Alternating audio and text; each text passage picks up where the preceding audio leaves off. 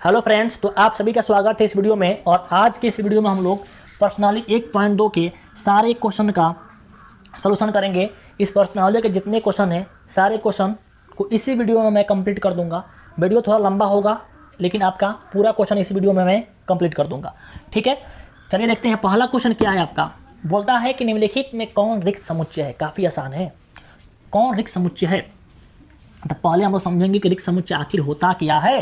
देखो, रिक्त समुच्चय मतलब होता है एम्प्टी सेट, मतलब जिस सेट में जिस अवयव में एक भी अवयव नहीं दिखाई दो, जिस समुच्चय में एक भी अवयव नहीं हो उससे बोलेंगे रिक्त समुच्चय। आप यहाँ पर देखो, आप पढ़े हैं कि ऐसा सेट को ऐसा दिखाते हैं, सेट को ऐसा घेर देते हैं ऐसा, और इसमें आपको अंक लिखा हुआ रहता है, अंक यानी अवयव। इसी अंकों का बोलते हैं अवयव। जैसे कि मान लो यहाँ पर 8 है, 9 है, 12 है, 16 है, तो इसके ब्रैकेट के अंदर भीतरी जो है वो अवयव है। ये कई अवयव है, 1 2 3 4 अवयव है। इन 4 अवयव वाला यह सेट है। यदि सेट के अंदर आपको एक भी अवयव दिखाई नहीं दे, सेट के अंदर आपका एक भी अवयव नहीं दिखाई दे, तो उस सेट को, उस समुच्चय को रिक्त समुच्चय कहा जाता है। समझ गए। जिस समुच्चय के अंदर एक भी अवयव नहीं हो, जिस समुच्चय में एक भी अवयव नहीं हो, अवयव को सदस्य ही बोलेंगे, अवयव नहीं हो उसे क्या बोलते हैं, रिक्त समुच्चय कहते हैं। काफ़ी आसान है। रिक्त समुच्चय को ऐसा दिखाते हैं, ऐसा फाई से जीरो लगाएंगे और एक ब्रैकेट यहाँ पर लाइन खींच देंगे, इसे क्या बोलेंगे, हम लोग बोलेंगे फाई। रिक्त समुच्चय को फाई से दिखाते हैं। ठीक, तो रिक्त समुच्चय आप समझ गए हैं कि जिसमें एक भी अवयव नहीं हो उसे क्या बोलते हैं, रिक्त समुच्चय, खाली समुच्चय। ठीक है, अब चलिए देखते हैं क्वेश्चन क्या है। अब क्वेश्चन देखेंगे और क्वेश्चन फटाफट देखेंगे और इसका हम लोग आंसर देंगे। होगा कोई। चल देखिए क्वेश्चन कहता है कि 2 से भाज्य विषम प्राकृत संख्याओं का समुच्चय। 2 से भाज्य हो मतलब कि 2 से भाग लगने वाला भी हो और विषम संख्या भी हो। क्या ऐसी संख्याएं आप खोज सकते हो कि जिसमें 2 से भाग भी लगता हो और वो विषम संख्या भी हो? ऐसा है? ऐसा नहीं है। 2 से भाग लगने वाला नंबर क्या होगा, 2 होगा, 4 होगा, 6 होगा, 8, 10, 12, ठीक, और आगे जाएगा। ठीक, अब बोल रहा है कि 2 से भाग लगने वाला, इसमें विषम संख्या खोजो। कहाँ विषम संख्या है भाई, कहीं मिलेगा नहीं।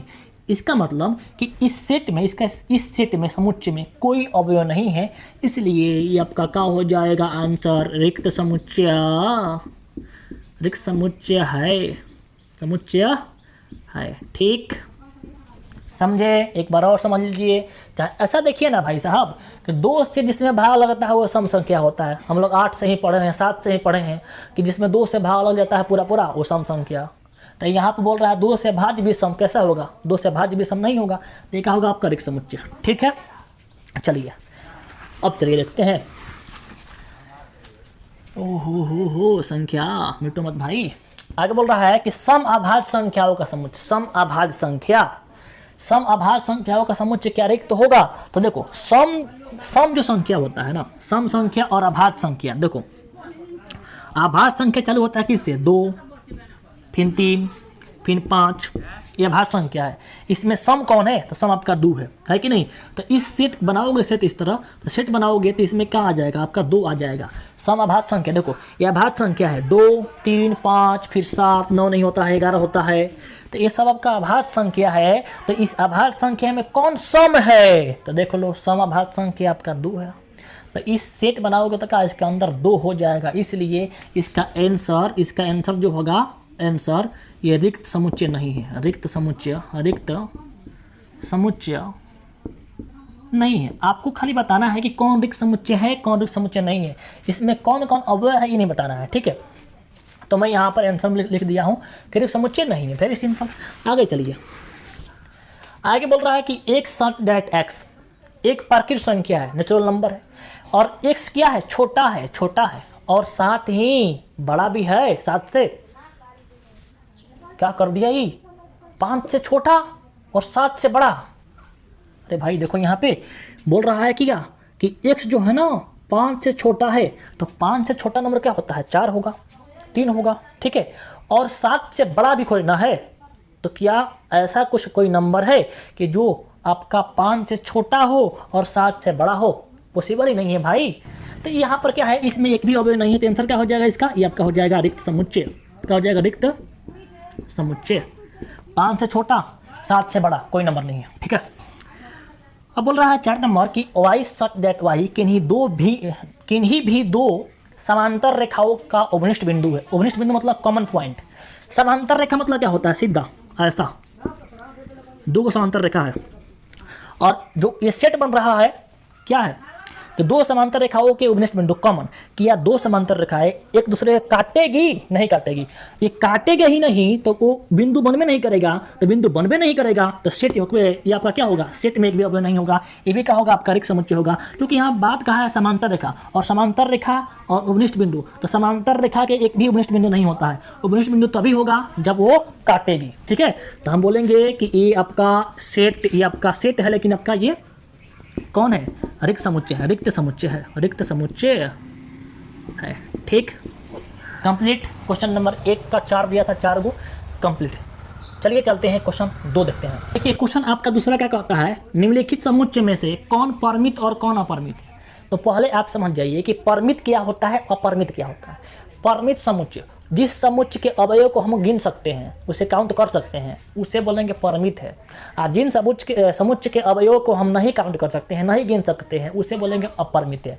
जैसे यहाँ पर देखो 2 4 6 8 मैं ये सेट दिया हूँ, इसमें कई गो अवयव है, तो इसे आप काउंट कर सकते हो। 1 2 3 4 गो अवयव है, तो जिससे हम काउंट कर सकते हैं, जिससे हम गिन सकते हैं अवयव को, तो वो परिमित होगा।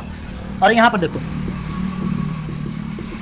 बताओ इसे आप गिन सकते हो? नहीं गिन सकते हो। इस सेट में कितना अवयव है? नहीं गिन सकते हैं। क्यों नहीं गिन सकते हैं? देखिए यहाँ पे 2 4 6 8, इसके आगे और भी नंबर हैं जिसको नहीं लिखा गया है, तो इसे क्या बोलेंगे हम लोग? अपरिमित बोलेंगे। मतलब जिसके अवयव को हम गिन सकते हैं वो परिमित, जिसका अवयव को नहीं गिन सकते हैं वो आपका कहलाएगा अपरिमित। ठीक है, चलिए लगाते हैं क्वेश्चन। अब देखिए पहला क्या बोल रहा है कि वर्ष के महीनों का समुच्चय। वर्ष में कितना महीना होता है? 12 गो। उसे हम लोग काउंट कर सकते हैं, 1 2 3 4 5 गिन सकते हैं, तभी तो 12 गो हम लोग गिन कर करते हैं। तो आंसर क्या हो जाएगा? जिसे गिन सकते हैं उसे बोलेंगे परिमित। क्या बोलेंगे? परिमित समुच्चय। क्या बोलेंगे? परिमित। अब इसके देखो 1 2 3, इसके आगे और नंबर है, क्या इसे आप गिन सकते हैं? इस सेट में कितना अवयव है? 1 2 3, इसके आगे क्या किया है आपको और आगे जाएगा अभी, तो इसे हम काउंट नहीं कर सकते हैं। तो इसे क्या बोलेंगे? जिसको काउंट नहीं कर सकते हैं उसे बोलेंगे अपरिमित। ठीक, अपरिमित समुच्चय। आगे देखो तीसरा 1 2 3 है और इसके बीच वाले नंबर को छोड़ दिया गया है और एक बार का लिख दिया गया है अंत में 100, तो इसे हम काउंट कर सकते हैं। 1 2 3, बीच में 4 5 6 काउंट करते कहाँ तक जाएंगे? 100 तक। तो इसके अवयव क्या है? सीमित है। जिसका अवयव सीमित होगा वो कहलाएगा परिमित, और जिसका अवयव क्या होगा? असीमित होगा।